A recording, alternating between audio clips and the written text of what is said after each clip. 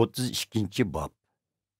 Yaqub sabrini davomlashtirayotganda, yo'l ustida uningga Xudoning farishlari uchirdi. Yaqub ularni ko'rib, "Bu yer Xudoning dargohi ekan", dedi va u joyning ismini Mahanoyim, ikki dargoh deb atadi. Yaqubning oqsi Esov Idom, ya'ni Sayr rayonida turibdi. Yaqub uning oldi xabarchi avatib, ularga mundaq buyurdi. Akam Esovga mundaq danglar. Kaminlari Yaqubdan salom. Onundan sizga mundaq xabar bor. Men Labanning yanida ta hozirgacha turib, endi qaytib keldim. Menda kala, qo'y, o'shka, eshak va qullar bor. Yaxshi bo'lib qolayli deb oldingizga xabarchilimni avatdim. Yaqubning xabarchilari qaytib kelib uningga: "Biz akangiz Esov bilan ko'rishdik. U 400 odamni elib siz bilan ko'rishgili yo'lga chiqdi", deb javob berdi. Yaqub qo'rqinch va tashvish ichida o'z odamlarini ikki to'qqa bo'ldi. Hamda qo'y, o'shka, kala va to'gilarni ikkiga ayirdi.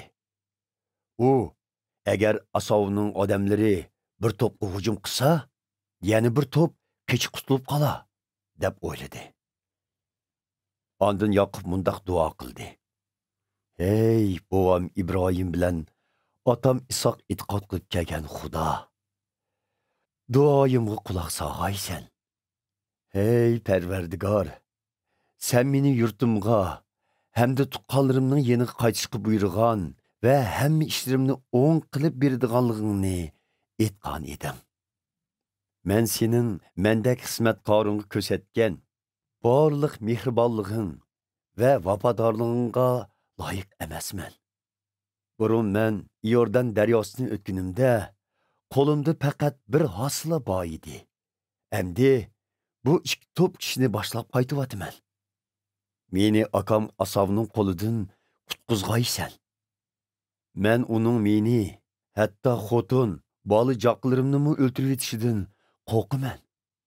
Hamma ishlarimni oson qildiganliging va menga dengiz soyildagi qumdek haddi hisobsiz nurg'un avlod beradiganliging to'g'risida qilgan va'dangni esingda tutqaysan."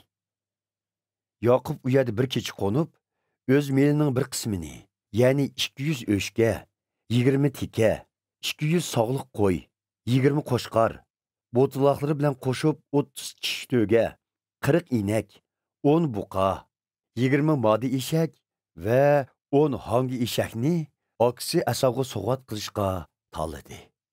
U bu mallarni ayrim poda qilib, har bir to'p podiga xizmatchi tayinlab, ularga: "Sizlar oldimda menga beringlar.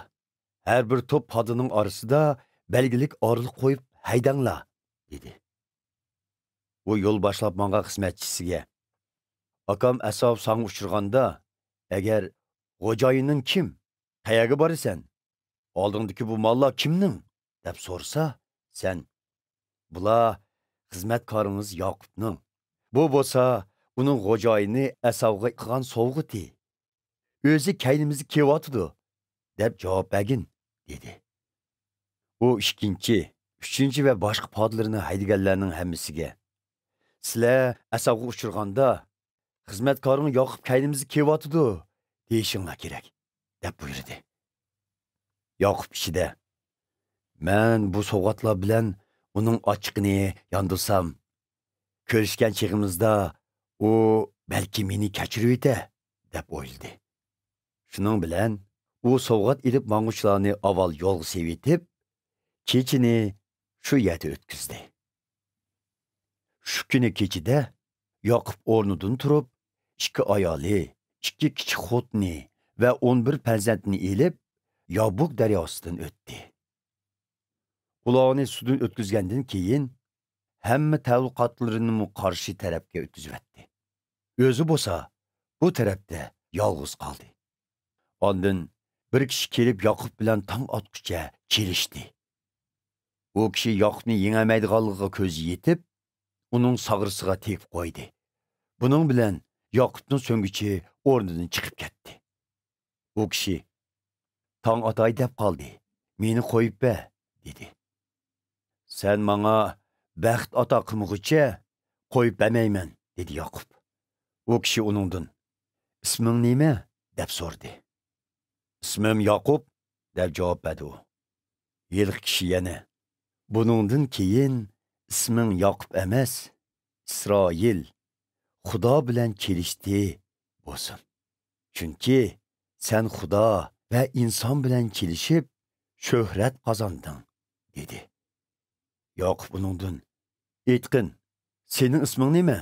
deb so'radi. Yilqi kishi, ismimni so'rama, debla Yaqubga baxt ato qildi. Yaqub, men Xudo bilan yuzma-yuz ko'rishgan bo'lsam-mu, jenim saq qoldi, dedi.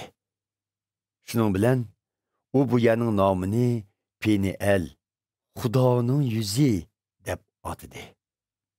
Yaqub Penieldan yo'lga chiqqanda kun chiqqan edi. Uning so'nggichi o'rni chiqib ketgachga oqsab mang'atdi. Shu sababdan İsraillar ta bugungacha hayvonlarning sag'risining peyini yemaydi. Chunki Xudo Yaqubning sag'risiga tekkan.